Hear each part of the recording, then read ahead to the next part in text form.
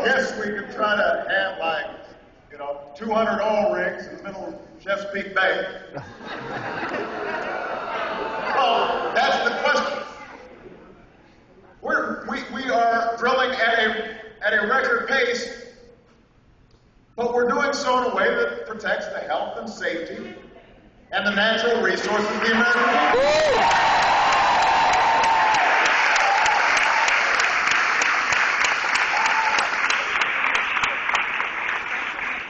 All right, so that's point number one. If you start hearing this drill, baby, drill, drill, drill, drill, if you start hearing that again, just remember you've got the facts.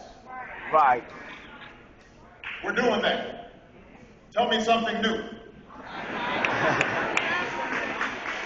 That's problem number one. Here's the second problem with what some of these politicians are talking about.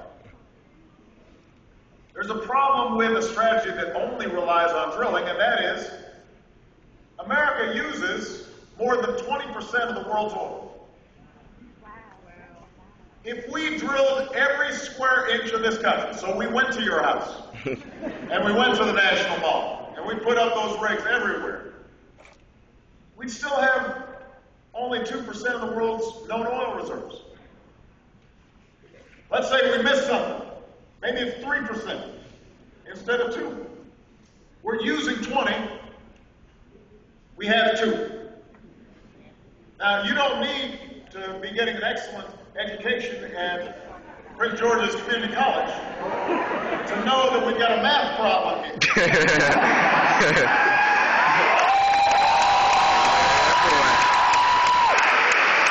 You said it first. At Prince George's Community I helped College. out Sasha occasionally Barack with her math Obama. homework. I know that if you've got 2 and you've got 20, there's a gap. There's a gap. Right? Right. Do we have anybody who's good at math? Am I right? Yeah, man. We all in here. So, if we don't develop other sources of energy,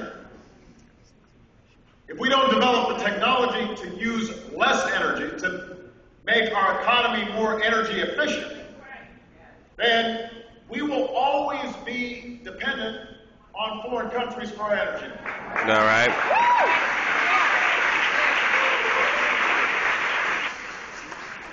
And that means every time there's instability in the Middle East, which is the main thing that's driving oil prices up right now, it's the same thing that was driving oil prices up last year.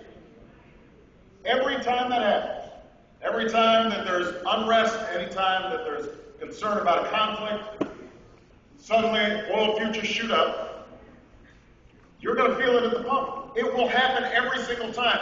We will not fully be in control of our energy future if our strategy is only to drill for the 2%, but we still have to buy the 20%. And there's another wrinkle to this. Other countries use oil too. We're not the only ones. No, that's right. So you've got rapidly growing nations like China and India, and they're all starting to buy cars. They're getting wealthier. They want cars too.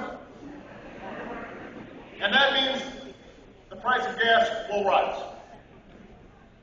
Just to give you an example, in 2010, China alone added 10 million new cars. That's just in 1 year. And there are about 1 billion Chinese. So they've got a lot more people who are going to want cars in the future. Right. Which means they are going to want to get some of that oil, and that will drive prices up.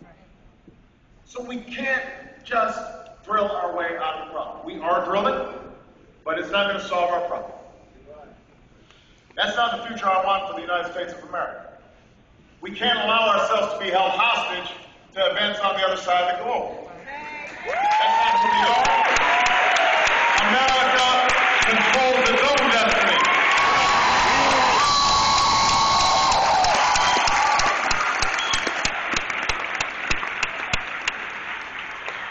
And we can't have an energy strategy for the last century that traps us in the past. We need an energy strategy strategy for the future, an all-of-the-above strategy for the 21st century that develops every source of American-made energy.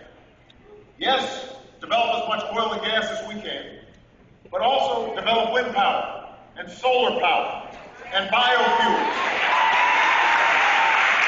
Make our buildings more fuel efficient. Make our homes more fuel efficient. Make our cars and trucks more fuel efficient. Right. Right. That's what I'm talking about. And here's the best part of it is thousands of Americans have jobs right now because we doubled the use of clean energy in this country since I came to office. And I want to keep on making those investments. I don't want to see wind turbines, solar panels, high-tech batteries made in China. other countries by You're right. I want to make them here. Right? Let's start now. Make them here. Make them here in the United States. Yes, we do. American workers. Strong American workers. African American in particular. So when I came into office, we said, all right, how are we going to start moving America in that direction? It's not a thing you can get done in 1 year, but how do we start moving in that direction? So after 30 years of not doing anything, we raised fuel economy standards on cars and trucks so that by the middle of the next decade, our cars will average nearly 55 miles per gallon. That's double what we get today.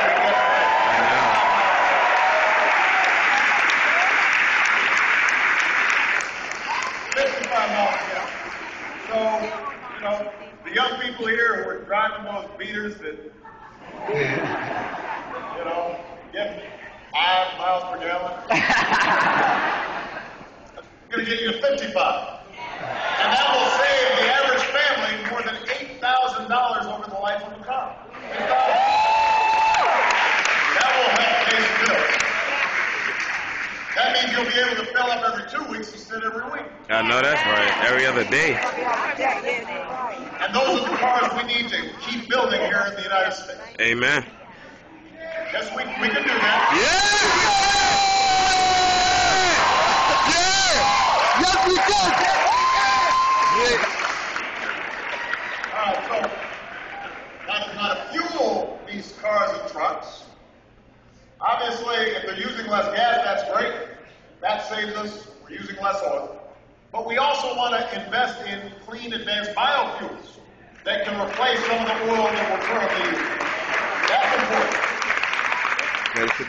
Already, we're using these biofuels to power everything from city buses to UPS trucks to Navy ships.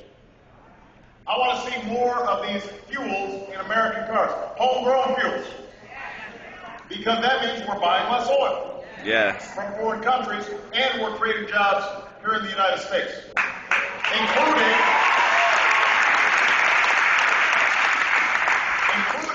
big parts of rural America, big parts of rural Maryland, where the economy oftentimes is struggling. You have a real opportunity to create entire new industries and put people to work. And it's happening all across the country. So all of these steps have put us on a path of greater energy independence. Here's a statistic I want everybody to remember. Next time you're talking to somebody who doesn't know what they're talking about.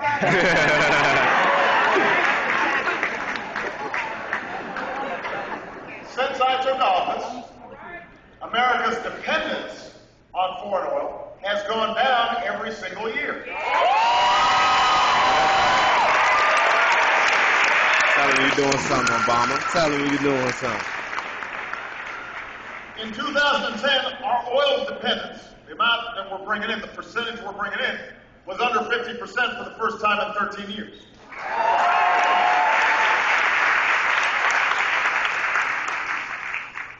We've got to do better than that. And we can do better than that. Yes, we can. Yes, we can. But in order to do better than that, we've got to tell the folks who are stuck in the past that our future depends on this all-of-the-above energy strategy. That's our job. That it can't just be drilling for more oil. We're drilling for more oil, but that can't be all the solution. That's just part of the solution. Now, here's the sad thing. Lately, we've heard a lot of professional politicians, a lot of the folks who are, running for a certain office.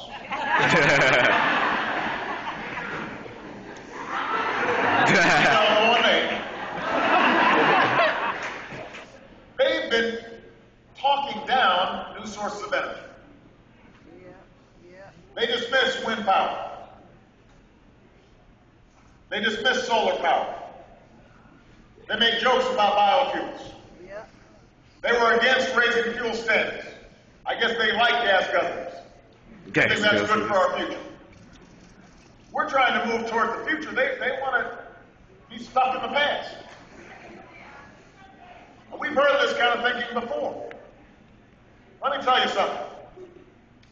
If some of these folks were around when Columbus set sail,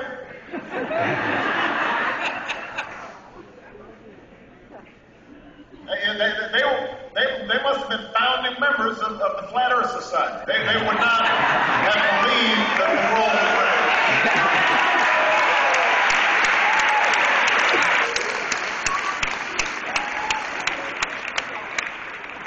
You've heard these folks in the past. They probably would have agreed with one of the pioneers of the radio who said, television won't last, it's a flash in the pan. But one of Henry Ford's advisors was quoted as saying, the horse is here to stay, but the automobile is only a fad.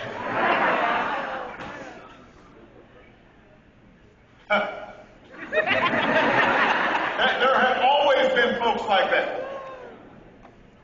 There have always been folks who are the naysayers and don't believe in the future and don't believe in trying to do things differently. One of my predecessors, Rutherford B. Hayes, reportedly said about the telephone, it's a great invention, but who would ever want to use one? That's why he's not on Mount Rushmore. Because he's looking backward, and he's not looking forward. Right, that's right.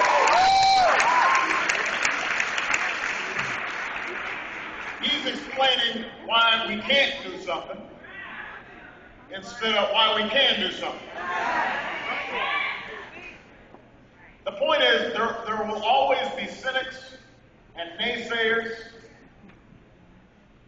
who just want to keep on doing things the same way that we've always done them.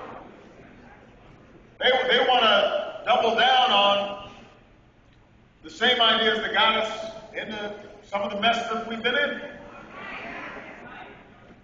But that's not who we are as Americans. See, America's always succeeded because we refuse to stand still. We put faith in the future. We are inventors, we are builders, we are makers of things, we are Thomas Edison, we are Steve Jobs. I know that's right. That's what we need to be right now. We are Pierre Bowden. That's what we need to be right now. I don't understand when I hear folks who are in elected office or aspiring to elected office who ignore the facts and seem to just want to get a cute bumper sticker line instead of actually trying to solve our problems. What I just said about energy, by the way, is not disputed by any energy expert. Everybody agrees with this. So why is it that somebody who wants to help lead the country would be ignoring the facts?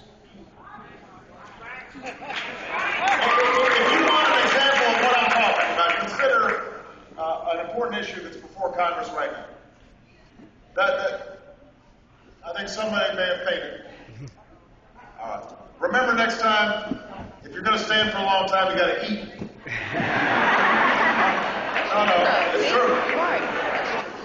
get something to eat. You gotta get some juice. I'm just saying. Somebody really did paint? Just make sure to get the Somebody space. did paint. A girl painted right there, too. The question, there's a question for Congress I want everybody to know about. The question is whether or not we should keep giving $4 billion in taxpayer subsidies to the oil industry. We got two people painted. Who's back on president?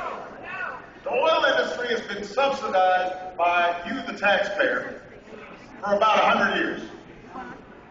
100 years. 100 years. A century. So some of the same folks who are complaining about biofuels getting subsidies, or wind or solar energy getting subsidies, or electric cars and advanced batteries getting subsidies to help get them off the ground, these same folks, when you say, why are we still giving subsidies to the oil industry? Well, no, we need those. Oil companies are making more money right now than they've ever made. Right? Yes, they On do. top of the money they're getting from you at the gas station every time you fill up, they want some of your tax dollars as well. Right? That doesn't make any sense. No. Does it make sense? No. It's inexcusable. Yes. It is time for this oil industry giveaway to end. Amen.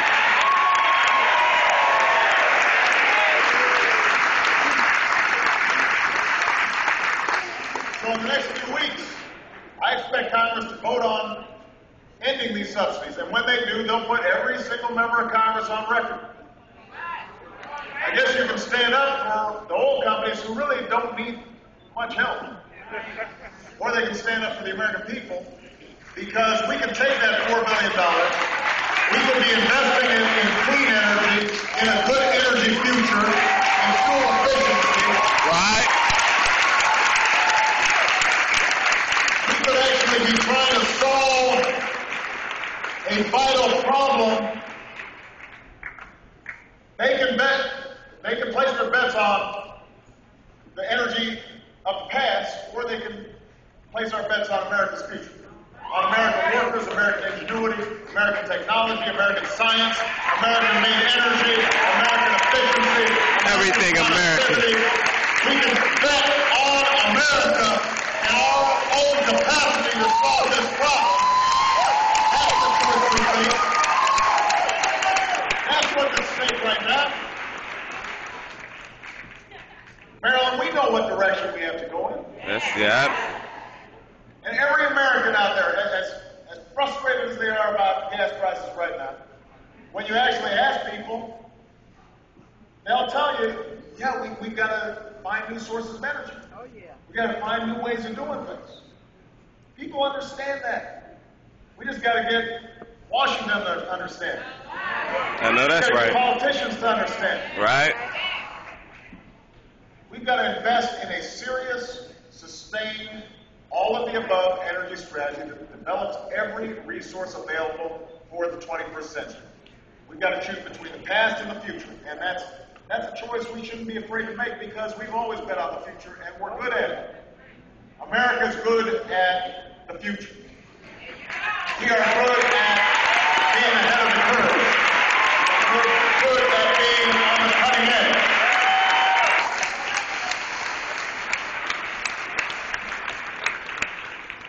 Ending these subsidies won't bring down gas prices tomorrow. Even if we drilled every inch of America, that won't bring gas prices down tomorrow. But if we're tired of watching gas prices spike every single year and being caught in this position where what happens in the Middle East ends up taking money out of your pocket, if we want to stabilize energy prices for the long term and the medium term, if we want America to grow, we're going to have to look past what we've been doing and put ourselves on the path to a real sustainable energy future. That's All right, you heard it first from Pierre So I need Bolden. all of you to make your voices heard. President Barack Obama doing his thing. Georgia Community Do the College. right thing. Tell them we can win this fight. As we start to wrap it up, Combine our creativity, our optimism, we thank our brain power, President our manpower, our willpower. 2012, March the 15th. Know that we're going to make this the American century.